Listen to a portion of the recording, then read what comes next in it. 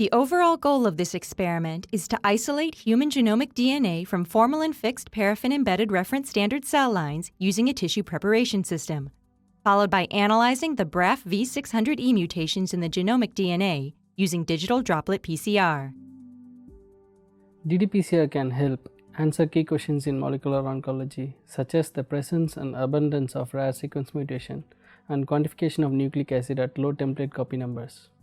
Although these methods are being demonstrated in FFPE standard cell lines, they can also be used in other biopsy samples, just to make sure you optimize the conditions for isolating your DNA of interest. This tissue preparation system can be used to isolate up to 48 samples of contaminant-free human genomic DNA within 4 hours.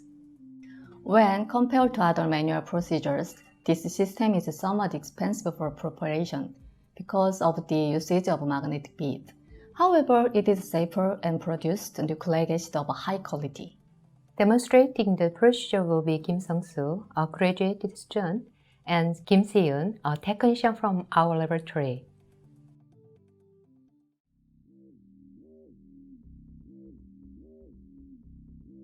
DNA extraction will be performed in a fully automated DNA isolation instrument using the Tissue Preparation System, or TPS, protocol. Start by turning on the instrument and the computer. Open the Run Control software and insert an auto load tray into the TPS deck loading area. Next, dispense reagents into their corresponding troughs as shown in this figure. Place the 4 samples in the sample carrier rack.